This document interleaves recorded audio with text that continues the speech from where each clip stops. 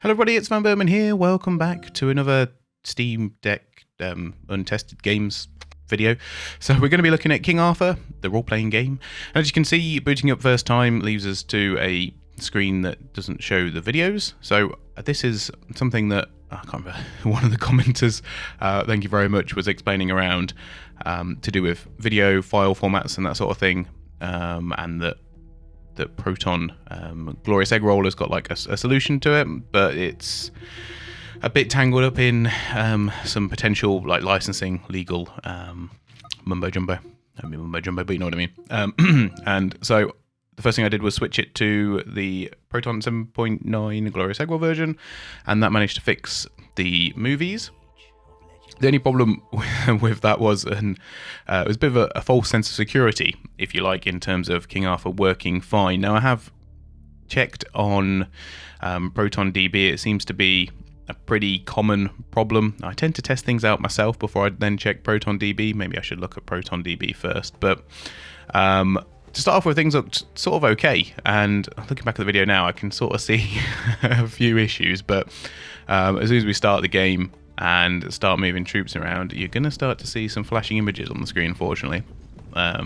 Some textures not particularly like loading properly or working properly. I'm not actually 100% sure. I've not seen this issue before other than on like broken graphics cards. So I don't know whether it's a display adapter incompatibility or something, but in any case, like, the game does technically work, but you wouldn't want to play it in its current state. I mean, what's that all about? You know, I set my troops to move over to there, and then that's it. The textures, or some of the texture mapping, gives up. So yeah, it's a bit of a shame, really. As soon as I moved it to Glorious Egg Roll, I thought, well, this is going to work now then, surely.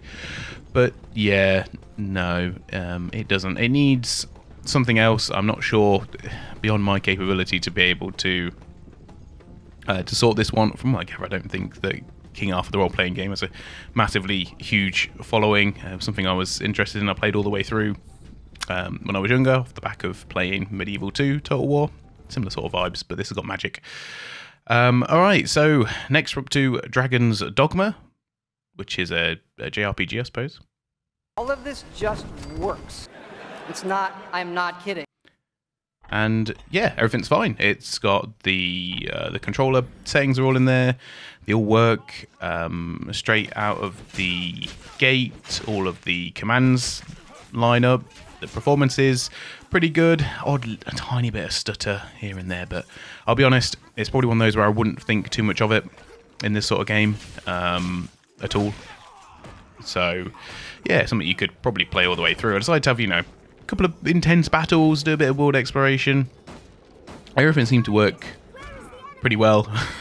All my abilities and stuff seemed to work, and yeah, there wasn't really particularly any issue with it, other than the fact I got blinded halfway through.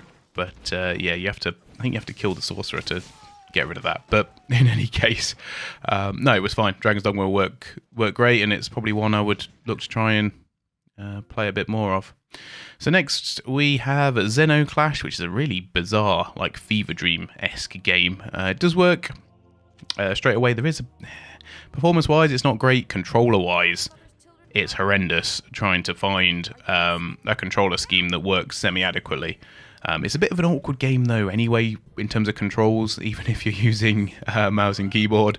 I remember playing this years and years ago on the channel, but just one of those things to sort of consider if you're going to get this game, is that you might need to spend probably a good hour trying to get a controller scheme that works properly, because honestly, the game is hard enough anyway. I think it's hard enough without all of the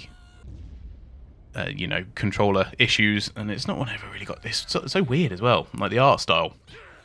Really bizarre game. I'm sure there must be a market for it. I'm sure some people really like it because they brought out a Zeno Clash 2, and yeah, it will work, but yeah, just don't get slapped down like I did. That's all I'll say. Right, okay, next up we have got Valley, which is sort of like an interactive walking simulator with a few different mechanics thrown in. All of this just works. It's not, I'm not kidding. And yeah, Valley runs fine. Like, the frame rate is, give or take, there's going to be some tweaks needed in terms of being able to make sure you get a consistent frame rate. Probably limiting it to 30 or something like that might be the best bet. But in terms of all the controls, how it runs, everything else is perfectly fine. I didn't miss any jumps or anything like that when I was due to any of those stutters. The controls work perfectly. I think it's got native controls in there, so that's great. It's just probably one of those that you're not going to get running at 60 FPS, which is a bit unfortunate, especially something that can be a bit more fast-paced at times. But other than that, I think it's one of those where I think you have to go in to the Steam Deck expecting 30 FPS, and if there are some stuff you can get 60 on, then that's all for the best, really, in my opinion. So, yep, Valley runs fine, perfectly, pretty much, like I say. Great. And next we've got Melancholy Republic. All of this just works. It's not, I'm not kidding. And it's an RPG Maker, I can't remember what engine exactly it is, game, but all of these RPG Maker games seem to work perfectly fine because they've got controller functionality built in. They're relatively lightweight. Linux seems to like the executable file for this. I'm not sure if there's a native RPG Maker Linux version, but in any case, they're not demanding. They've got controller support, so unless someone's done something really funky in the back end with the scripting and stuff in terms of the controls, these games will run perfectly fine. That's been my estimation so far, and having played Melancholy Republic all the way through, I know that it's a very simple control scheme. Really good game though. I'll check it out if you're into that sort of thing. And next up we've got Oddworld Abe's Exoddis, is it? I don't know, one of them. Yeah, this game runs actually perfectly fine. The only reason I've not given it the Todd Howard seal of approval is that the the controls don't immediately line up with the ones on the Steam Deck. It uses a custom control scheme, and therefore, while some of them do make sense, like the up and down arrows and that sort of thing, sometimes it's like press shift or press R to do this, or do that, or do the other. And that's not, obviously, that doesn't come up on the, there's not those buttons on the Steam Deck. They are assigned to different controllers, but the controller layout does work perfectly well. It would just take you 10 minutes to get used to where the buttons are, and that would be about it. It runs perfectly fine, and you can make him fart as well, which I forgot about that. Always funny, toilet humour. But yes, works perfectly fine. And next up we've got Guilty Gear Isuka. I don't know what it's called. Isuka Baruka. So I tried it under normal conditions. It didn't work. I tried it under my next go-to is obviously 7-9 Glorious Egg Roll Proton compatibility, and then I put it on Proton Experimental, and that seemed to do the trick. So currently under the experimental branch, it does work. Runs perfectly. Runs perfect, I guess. The only thing that wasn't great was the controller scheme. However, the one that is there under you just saw flash up on the screen. I should have kept on there a little bit longer. But one of the community ones called Player One, that works as well as I would expect. Obviously, not being particularly au fait with this game, having never started it up before doing this video, I can't say for certain, but everything seems to, all the attacks and whatever, seem to come out pretty well. And once again, it's something that you can customize if need be, but doesn't work out the gate, I guess. So yeah, a couple of tweaks on this one, but nothing major, really. I've never even heard of this game before. I didn't even know I had it on my Steam account, which happens a lot more than you would expect. But yep, if this is one of the Guilty Gear games that you really enjoy, then it's certainly more than possible. There's also a controller scheme on there for Player 2 as well. So I think if you've got a second controller hooked up, which you can swap, which you can assign different controller schemes to in that same setting, then you could play 2-player as well. So that's really good to see that there is that community involvement there. So really, really good. Next up, we've got Moon Hunters, which is a game that I had donated to me from the Ukraine bundle. So thank you very much for that. All of this just works. It's not, I'm not kidding. And that was donated by Shuffly, if that's how you pronounce it. So thank you very much for that. I appreciate it. And it's good to be able to use the one of the games that you gave through to me and in these videos, which is really nice. I actually really quite like this game. It looks pretty cool. I think it'd be really good to play with, you know, 3 or 4 players. Like, it actually seems incredibly interesting. I have a bit of a soft spot for pixel art games anyway, because I really like the art style. But yeah, this looks like one that would be a lot of fun. I haven't seen any reviews or gameplay or anything of it before, ever. So yeah, this is one that could be pretty good on the Steam Deck and that sort of thing. You know, and online and over voice chat on Discord or whatnot. Yeah, I think this would be pretty cool. So yeah, really good that it runs perfectly and has all the button prompts and everything else. So I imagine it was built with controllers in mind though, so that does help quite a bit.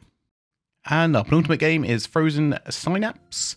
So this one needs to run on the GE version. It would not run out of the, straight out of the box, if you like.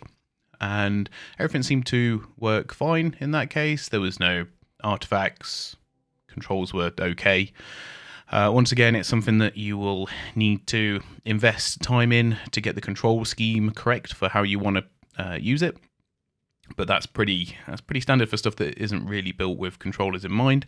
So yeah, just worth bearing in mind if you do want to play Frozen Synapse. I didn't try it with any of the older versions of Proton though, so that's potentially an option. I tend to obviously my go-to is usually the Glorious Eggwell version, and if it runs on there, then I tend not to go any further. But if it doesn't, I will try a couple of older versions of Proton nowadays. Since I first started, now that I know that is a potential fix. So yeah, just bear in mind, Glorious Eggwell will work. It doesn't mean that the older ones won't, but that's what I had to do to get this working. So yeah, just bear that in mind if this is something that you want to play. And the final game today is Witcher 2, which I was expecting to work fine. I thought that Todd Howard would be up here. But no, it is just me instead. So I did get a question or a comment recently on a video. I think it might be on the last Unverified video. And they were saying that, or the question/comment was, if it's got a native Linux version, does that mean it just, surely then it just works? The Witcher 2 doesn't work with its native Linux version. It won't boot up at all. It won't run. It is, quite frankly, a bit of a mess on the Linux version on the Steam Deck. So, using the Proton compatibility layer with The Witcher 2 is absolutely necessary. So to say that there's no value in, or to insinuate there's no value in doing the workarounds and stuff, particularly for just purely games that have Linux versions, it certainly is worth doing. In fact, in pretty much every sense so far, I think the Proton version has been better than the Linux version. So, I mean, just look at Borderlands 2, prime example on there. Prime example, literally. So this ran on the Proton 7.0-1, which is obviously the latest one on the deck itself. And I just went in and played the arena. Videos loaded fine. Everything else, obviously, but it does have an official controller scheme, which is really good, and that works really well, as you would expect. I think it just coordinates the Xbox controller settings, which The Witcher 2 does actually have. And I'm just going to leave you with some footage from the arena that I took, just showing you really that it does work fine. But anyway, thanks for watching, everyone. I hope you enjoyed this next installment in the series, episode 2. Went through 10 games today. I think a pretty decent success rate. Nothing that really shocked me. I didn't really have any high expectations of King Arthur, and everything else was fine in the end, which is the main thing. And yeah, anyway, I hope you enjoyed it. I will see you all very soon, and yeah, bye for now. And one last thing before I go, because I made a boo-boo, but effectively the Proton version you want to use for this is 6.3-8. That's the one that works, not 7.0-1. Okay, thank you.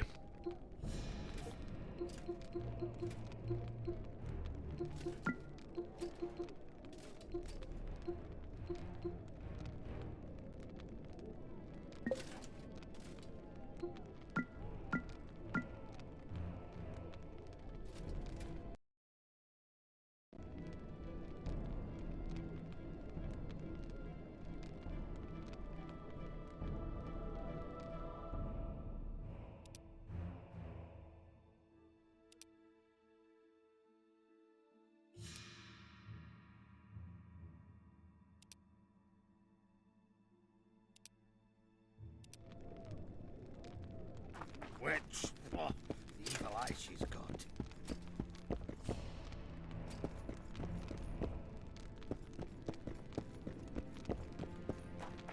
Double transformata? No, that won't work.